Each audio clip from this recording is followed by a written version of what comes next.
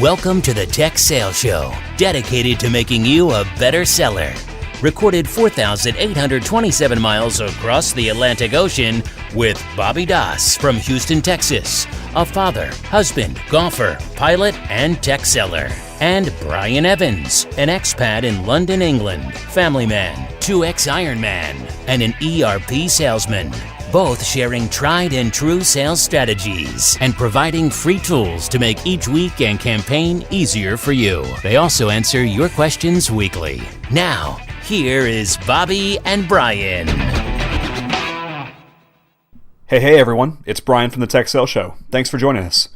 If this is your first time to listen to the Tech Sales Show, check out some of our previous episodes as well. We've got a couple series released. The first one was around first meeting prep. How do you get prepared for this prospect meeting that you've worked so hard to get? This is a great series comprised of 4 episodes. The second series we did was on territory planning.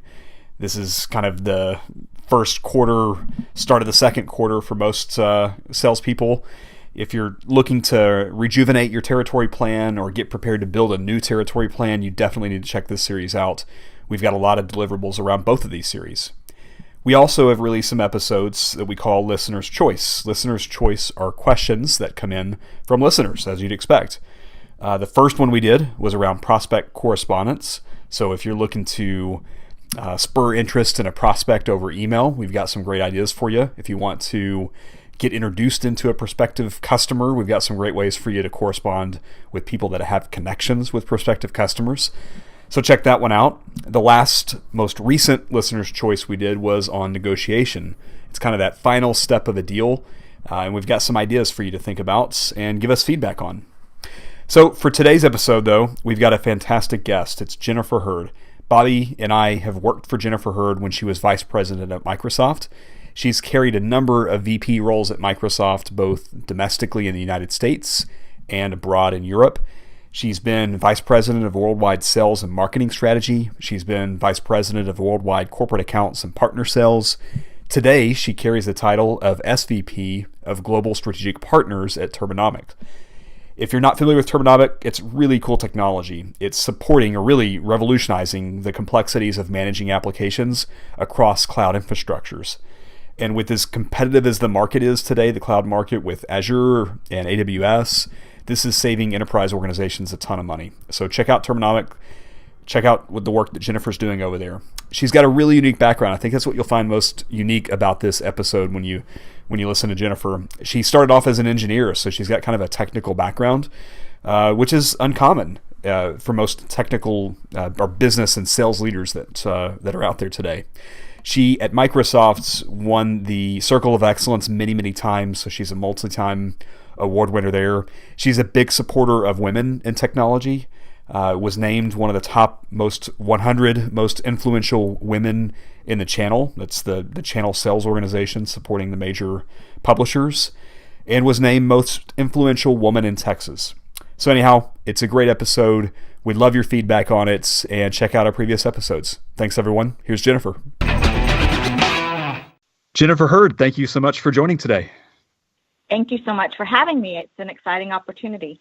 Jennifer, so we both, Bobby and I, both worked in your organization at Microsoft, both as account execs, as sales leaders in Texas, and you've had senior leadership roles, vice president roles, really all over the world. Microsoft in Paris, you're back in the United States now. But before we get talking about what you're doing today and what you're doing now, you've got a unique background, and your entry into this industry was pretty unique. Can you tell us a bit about how you got into the technical capacity? Yeah, absolutely. Not to give away my age, but I've been doing this for a long time, probably about 30 years now. And 30 years ago, as a female, when I was attending university, it wasn't common for women to be part of technology classes. But I found a passion in coding and working in computer science. And fortunately, once I got out of college, I went into the workforce, and I was able to land in an IT role. And so a lot of folks don't know that about me, that I started in IT. I started as a systems engineer, was able to climb the ranks within the corporate world to a CIO level, and then joined Microsoft as a systems engineer, leading their messaging platform and technology. So I went from technology within a corporation to leading corporate sales around the world with the biggest company like Microsoft. Jennifer, what do you think that the technical background that you had has helped you be a great sales leader, both at Microsoft and other companies? When you are working in a technical sales role or working for a company that sells solutions to IT, you have to have some level of empathy for what they go through. And you can often relate if you've been in their shoes. It's harder to learn those skills if you've never done it. And so I always say, walk in their shoes a bit before you try to sell a product to them, because then you can really come at it from the angle that they see it versus trying to just sell features and functionality and not really understanding how you're solving their problem. Yeah. So Jennifer, talk about how did you make that role from kind of that technical engineer role into a sales organization? Can you talk about that journey? Like who gave you your first shot, and what were you doing, and then kind of your path up to sales leadership itself? That is such a fun story to share because, when you are in a technical sales role, you think you understand what it's like to be a sales rep. And I remember having this conversation with my boss at the time saying, I could be a sales leader. And she had told me, you've never carried a bag. And I said, what do you mean? I sell every day. I go and support our sellers, and I'm the one that does all the selling because I know the technology. And I remember her telling me, until you carry a bag and you have to get the customer to sign on the dotted line, at the time you're forecasting that deal to close, you really don't have the credibility of being a sales leader. And so she gave me that chance to say, go try it and let me lead a sales organization. And I found out I was actually pretty good at it. But I can tell you that I did have a lot of surprises that I didn't realize. And I was so glad I had that chance to learn before I, was really thrown into a bigger organization running sales. It's funny you say that. I was very techie before I became a salesperson. And I remember just loathing salespeople because I thought I was so much better. And then probably carried my first real bag at Microsoft, had my first real quota, and boy, things changed quite a bit in those days when it was all about what I was supposed to be accomplishing. You've made the move to Turbonomic. Fascinating company, great technology. I see them in my customers. I know the people that work there here locally in Houston. Tell us about the work that you're doing now. So since I left Microsoft a little over a year ago, after almost 22 years of working in such a large, successful organization, I came over to Turbonomic because of the differentiation they brought to the market for customers that are looking to move their data centers to the cloud. I spent years trying to get a partner ecosystem built to have that service offerings to the customers to really understand what it takes to take lift and shift or really plan for those migrations. And it's a very difficult task for many customers and our partners to understand how to do that. And Turbonomic has an unbelievable solution. And so when I started looking at the company and what I do next, I really wanted to be in a game-changing technology, part of a disruptive opportunity to help our customers have value as they move to the cloud. And so it's part of the digital transformation aspiration I have, and that's part of what Turbonomic does. And it's just been an incredible, I've been there almost a year now, and it's just been an incredible experience. And they continue to amaze me at what's possible. So tell us, Jennifer, about what role you're doing there specifically today. Like what part of the organization are you leading for the company? Oh, yeah. So the role that I do, that's why I came over. So then the role that I'm responsible for, I came over first to just start building a channel ecosystem. And this was in the first few months. And then we realized that the cloud, because it's been an on-premise company for 6 years, and we launched the cloud version back in July. And since then, I've been putting a lot of energy with the Microsoft, AWS, and Google partnerships. And so that has, I've shifted my focus to running the channel to full-time running the cloud strategic partnerships for Turbonomic. And so that means I work with engineering, I work with our sales, I work with go-to-market, and we have a global footprint of trying to drive the awareness of what Turbonomic does, as well as how we can help our customers jointly be successful. Very nice. Very nice. So Bobby and I both read your article that you wrote last year, kind of about the perceptions of working for a major big company to a company that's more of a challenger and up and coming. What advice, because it's different. So Bobby and I, as you know, both did this leaving Microsoft to go to SparkHound and running a small business that was growing and changing. And I've done the same from Microsoft to Workday. What advice do you have for whether it's somebody in sales or it's a manager that's looking to make a move from a big company to a small company or vice versa? So the article you're speaking of is the one where I talked about jumping from the big company, big pond to a little one. Yep.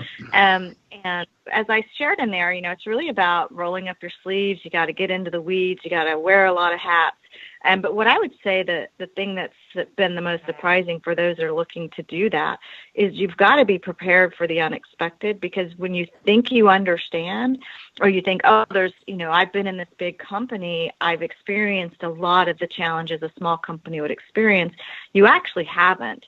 Because you know well that when you're in a small company, there's fewer resources, there's fewer, your brand is harder to be known.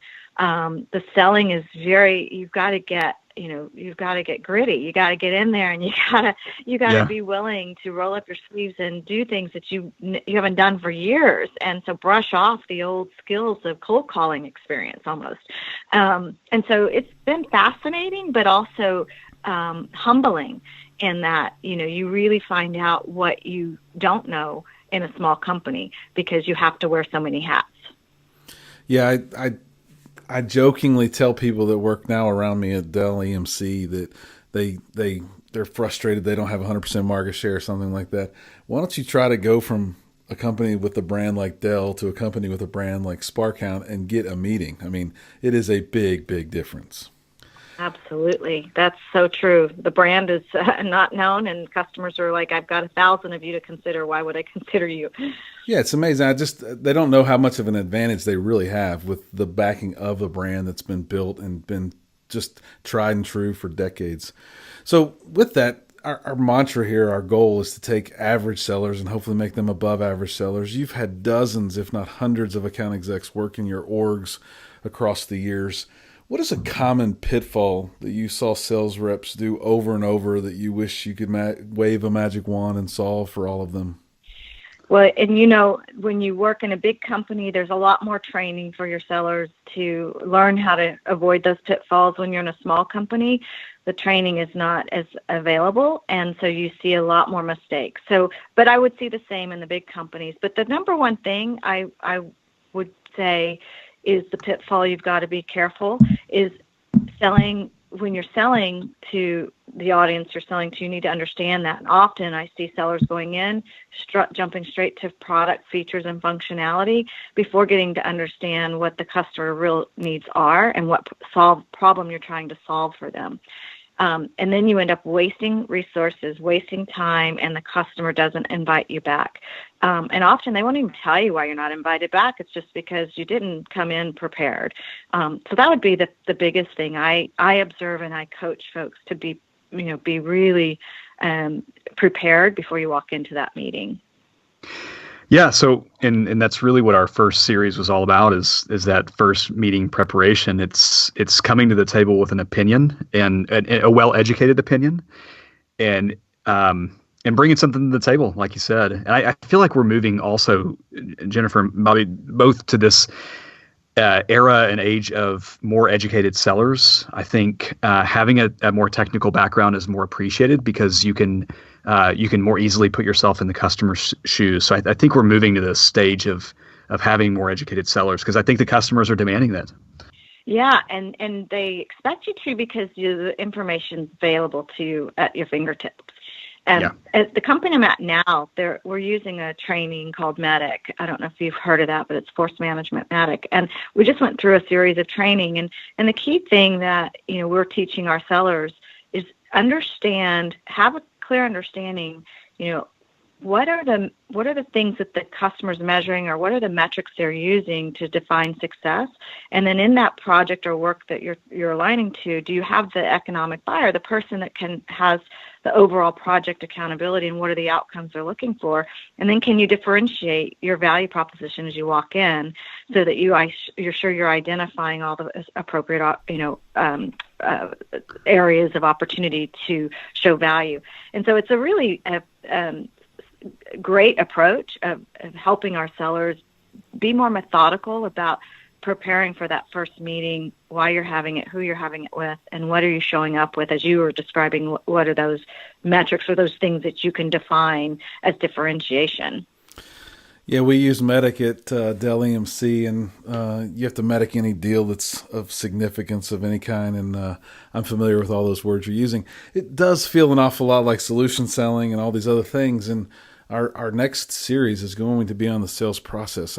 I believe that the biggest thing around the lack of performing there really is people who don't follow a sales process. They either have a lead and hope, or they use their brand to get that meeting. They just don't really execute well. That's what I think is a huge weakness in our industry today.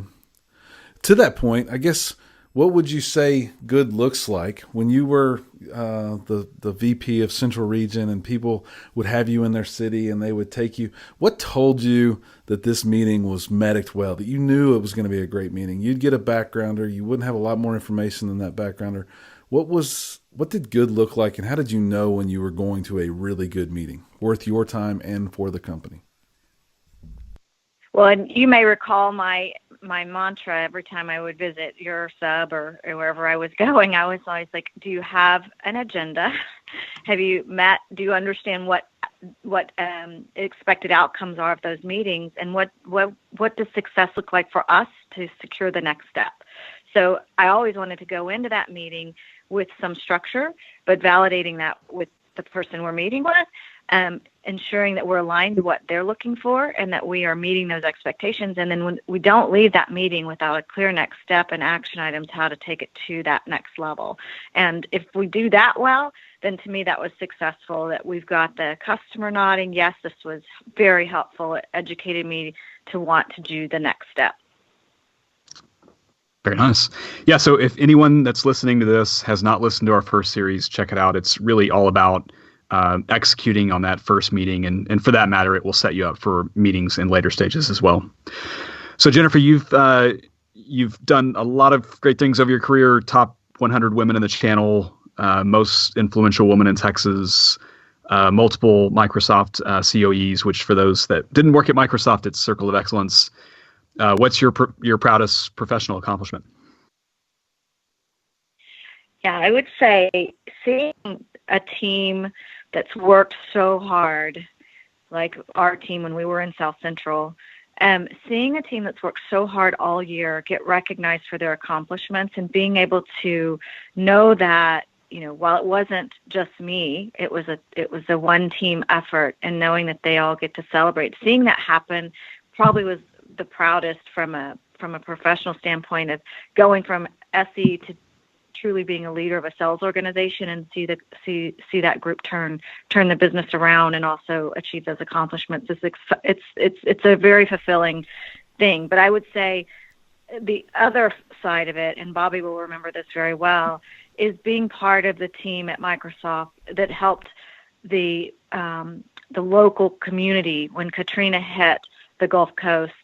The way we rallied as a company, and we worked with the Red Cross, and we were able to give back to the community to locate and track their loved ones, because the technology was pretty new at that point, and we built it and delivered it.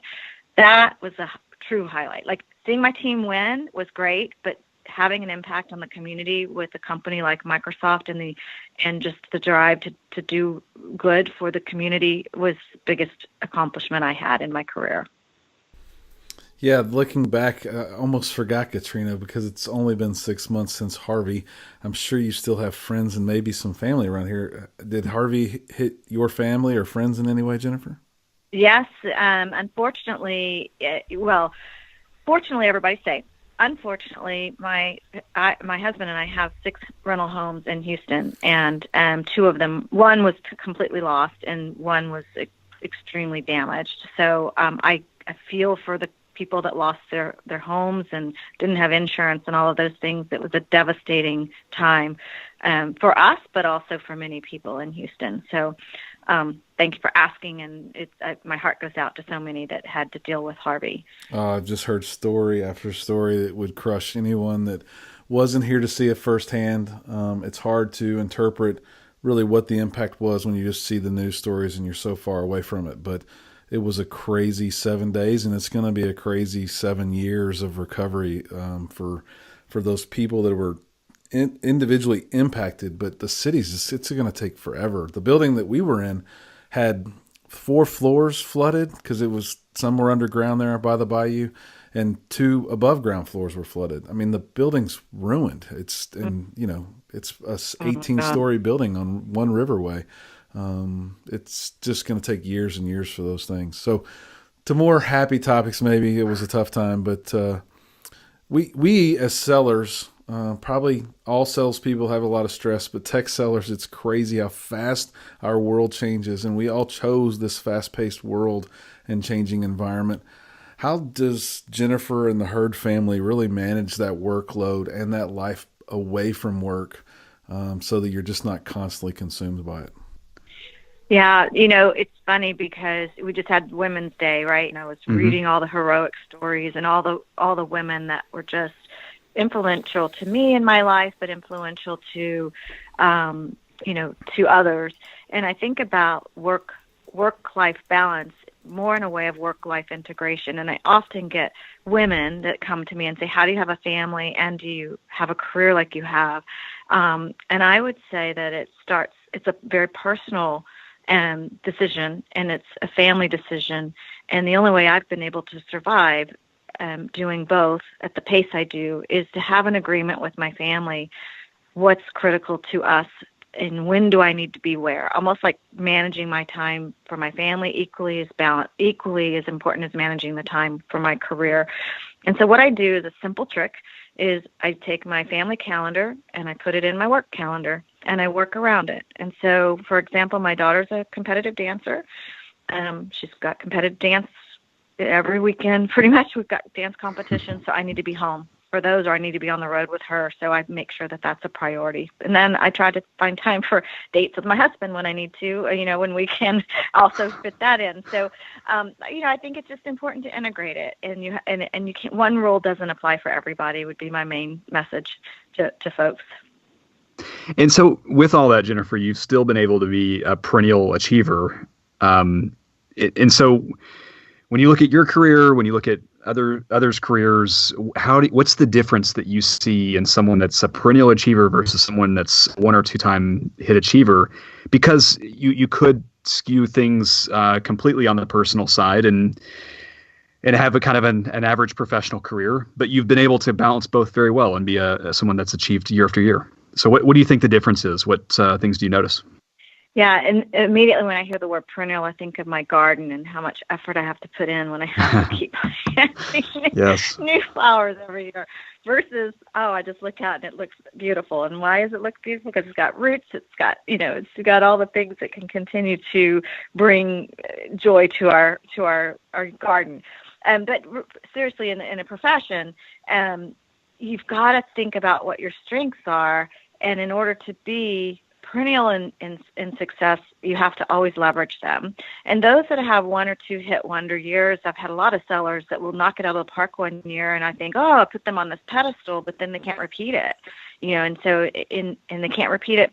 But more importantly, it's like if you want to put them in a different role, what's your confidence they'll have the tools to be successful in something that's a different environment? And so I've always tried to find look for my strengths and make sure any role I go for, I can leverage them to bring me to success. And so that's, I think, the important thing for folks to really think about, especially those that are leaders.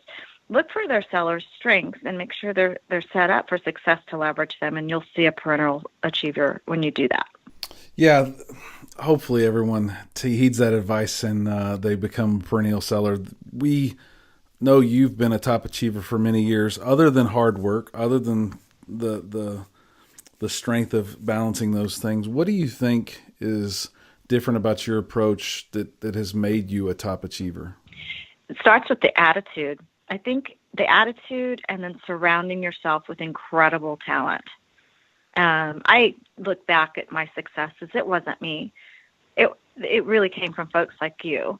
I just brought the clarity and the energy to bring everyone together to deliver. But I surround myself with incredible talent. That's the number one thing. And you have to have the belief and the energy and the passion to really take the business to the next level. You can bring a lot of smart people to the table, but if they don't have a vision and they aren't energized by where they're heading, that intelligence really doesn't take us anywhere. Yeah.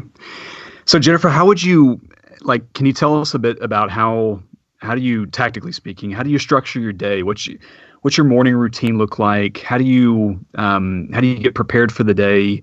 How do you make sure that you're executing on the most strategic things? Can you tell us a little bit about how you prep to execute on your job? Yeah, I think that, when you're in a role like I'm in, when you have multiple hats that you have to wear and you've got a lot of pressures from multiple sources, whether it's from our board of directors to our chairman and executive chairman, all the way to the frontline sellers, I've got to look at that priority list of things to get done. And I do look at the most critical things first. I try to put those on the top of my list. Even if they're the hardest things, I try to put them first. But it's so important to have your calendar thought through every week where you know how you're spending your time. I often have to travel, so I have to put that into consideration. But I start the day the night before. I'll put it that way. I always take, before I go to bed, I go into my calendar, I look at my action items. What do I have to get done tomorrow? And I make sure I'm well prepared. And that way it sets me up for the day. And then, every night I have that routine to check in. And then in the morning, I can just jump right into my meetings feeling confident I've got the priorities established for that day. And so it's you have to have diligence. It's not easy. You have to manage your time wisely. And especially the more senior you get, the more people that are going to be pulling at your time. Yeah, I've got the same kind of habit because you get, if you let's say you shut down at 6:00 or whatever, there's still a stream of emails that come in at, from 6 to 9 p.m. I've kind of got a habit of getting things cleaned up real quick before I go to bed. To know what the top 2 or 3 things I've got to accomplish the next day so that whenever I log on the next morning, my mind is focused and I'm not looking at a trail of 20 emails that I've received the night before, that I can be a bit more, strategic when it comes to the next morning. Well, you've got the worldwide time that you've got to worry about. Yes. That's my situation too. So things happen throughout the night. So that I should have said I also check in first thing in the morning to see if anything changed, because things will change on my calendar, last minute. And if you're not prepared for that, you can be spending time unnecessarily. Jennifer, you work for a company that is a company that's changing the way consumers or customers consume both on-prem infrastructure and the cloud infrastructure. What do you think, and maybe you guys have a roadmap, but what do you think the biggest change that's still coming is? From the days when you were an SE and I was installing the first versions of Citrix, tech is completely different today. I'm just curious, what do you think the next big change for our customer base is going to be? Well, I think, and what I'm observing is right now we think about data center on-prem and we think about the public cloud providers, AWS. Where are you putting that workload so your applications can run, right? Whether you're running SAP or a personal app like Facebook. What's going to happen is your cell towers are going to become your data centers because pretty soon the capacity is going to start moving to the edge. And so how do you start managing where your workload sits from on-prem to cloud to tower? And so that's where it starts to get really exciting. At the end of the day, we all care about having instant application and secure applications and top performance, right? You want your app to work on any device, anywhere, anytime.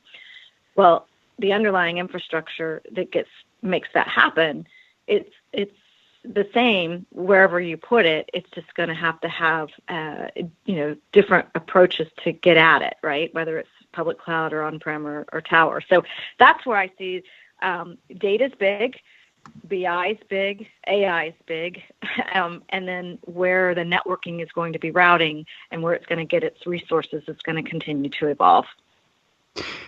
Jennifer, how do you stay on top of all this? Like what tends to be your source for staying up to date? Obviously, being a senior leader in your organization will certainly help that. But from how do you generally consume the news and stay ahead of things like BI and AI and become educated yourself? Well, I leverage social. I actually leverage LinkedIn. I leverage these kinds of podcasts. I leverage Twitter. I join communities like Executive Club to see what's buzzing around in that community. I follow the digital transformation communities on LinkedIn. So I'm a relentless reader in social for business needs. I like social for fun, but I spend most of my time on the business side. And I try to read books, but the books don't seem to stay as current these days as you get, what's online real time. So that's what I do. And you have to go to sources that you trust and that give you information that you can carry forward and be relevant when you're having your conversations with customers, because they're reading it too. And then it's a good way to actually establish rapport when you're in those customer meetings, because they might have read the same article.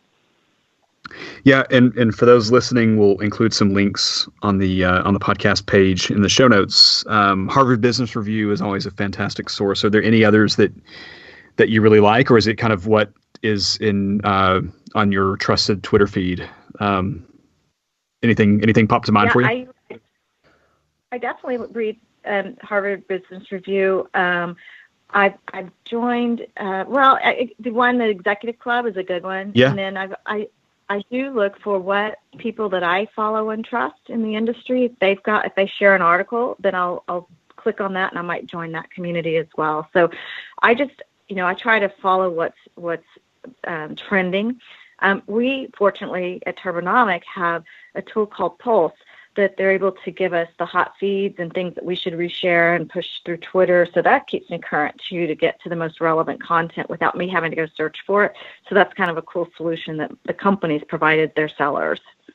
You mentioned books, and that books are kind of out of date. Social is kind of taking over the world. But my last question today is, what books do you gift or recommend the most to? Either, it doesn't have to be based on technical sales or sales in general or business even. Just what's your book recommendation or gifted book that you like to share the most? Today, my favorite book to this day is still Growth Mindset. And I know Satya Nadella gave that to all the sellers a few years ago at Microsoft, but it's still one of my favorite that I usually suggest people read. The other one that's not as known, but it's something that I often have sales leaders read when they're starting to deal with tough conversations, trying to get to yes, trying to get, their sellers to, have those conversations that are really hard. It's called Fierce Conversations. It's a great book for just tips and tricks on, opening questions to, how to listen for the cues and how to be confident in the questions that you want to ask your customer and try to get them closer to making a decision. That's great. We'll definitely include links to both of those books and do a little bit of a summary on them. So with that, Jennifer, thank you so much for carving out the time in your busy schedule to join us. It was my pleasure. Thank you for the opportunity. Thanks for listening to the Tech Sales Show with Bobbyand Brian. Subscribe to their email list by going to bobbyandbrian.com and follow them on Twitter @BobbyBrianSales.